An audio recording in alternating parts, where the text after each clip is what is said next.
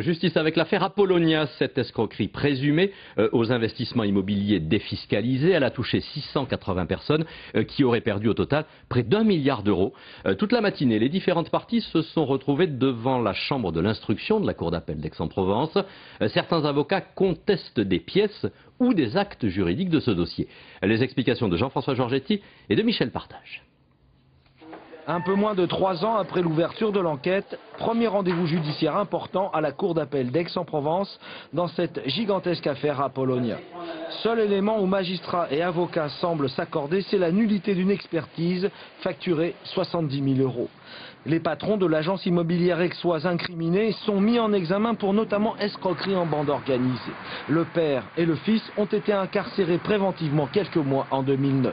Depuis, tous sont soumis à un strict contrôle judiciaire. Leurs avocats demandent entre autres un assouplissement de cette mesure. On leur a demandé des cautionnements très importants de sommes d'argent qui ont été versées, des garanties ont été prises sur tous les éléments de leur patrimoine ainsi que sur la société Apollonia, donc il n'y a aucune raison objective de leur interdire d'aller là où ils veulent, surtout qu'ils sont venus librement dans cette affaire lorsqu'ils ont été convoqués par les enquêteurs. Dans cette affaire, 5 notaires ont été mis en examen pour notamment faux et usage par personne dépositaire de l'autorité publique. 2 Lyonnais, 2 Aixois et 1 Marseillais.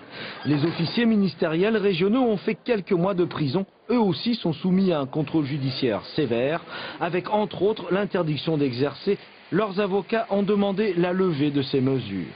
Le Conseil des victimes explique que les banques ont une responsabilité importante dans cette affaire. Ce que nous avons identifié dans nos dossiers, ce que nous avons dénoncé il y a déjà plus de 3 ans, s'avère exact. Tout ce qui apparaît depuis 3 ans et confirme, conforte ce que nous disions depuis des mois.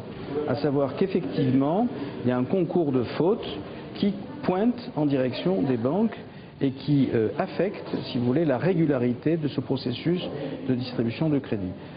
Pour l'instant, un seul organisme financier et 2 responsables sont inquiétés par la justice. D'après nos informations, d'autres banques et leurs dirigeants devraient être mis en examen dans les prochaines semaines. Justice